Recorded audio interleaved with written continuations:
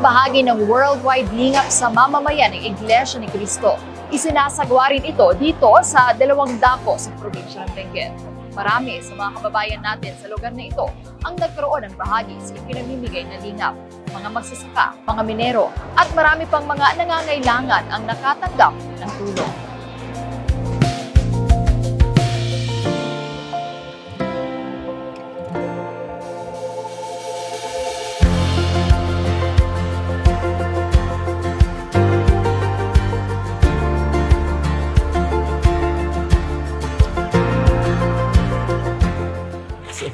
Parang malaking sorpresa po na may ganito pala sa iglesia. Salamat po sa Iglesia ni Cristo sa tulong po sa amin mga nagsasama. Para sa amin po, sa pamilya ko po, malaking tulong na po ito para sa pang-araw-araw na pagkain. Nagyaman kami ti tulong ti Iglesia ni Cristo. Thank you.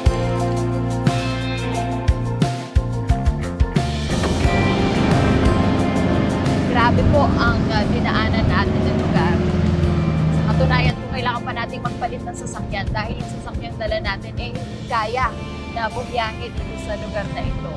At ito po'y patunay na wala pong pinipiling lugar. Makarating lamang po ang tulong ng iglesia sa ating mga kababayan.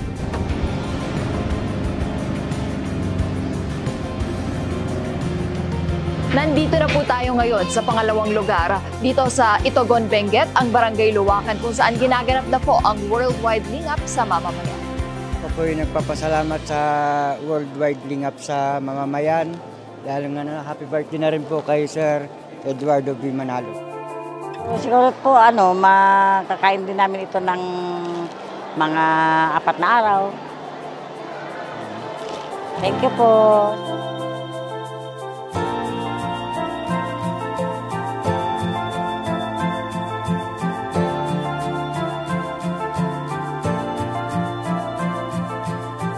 Katatapos lang po ng paglingap po natin sa mga kababayan po natin dito sa probinsya ng Benguet. Dalawang dako po ang ating pinuntahan sa Barangay Virac po at sa Barangay Luwakan po.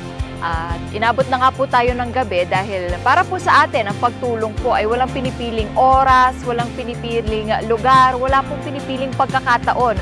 Kung saan po merong kapatid natin na nangangailangan po ng tulong, doon po natin sila pupuntahan. At ako po ay nagpapasalamat dahil nagtiwala po kayo sa akin. Ako ay gawing isang instrumento para magpaabot po ng lingap para po sa ating mga kababayan. Na ito pong karanasan na to ay hindi po masusukat o hindi po to mapapalitan ng kahit ano pong karanasan. Kaya maraming salamat po sa pagtitiwala bilang maging instrumento po para makasama at makapagbigay pong saya sa ating mga kababayan. Maraming salamat din po sa tagapamahalang pangkalahatan at maligayang kaarawan din po sa kapatid na Eduardo V. Manalo. Happy birthday po! Mahal na mahal po namin kayo!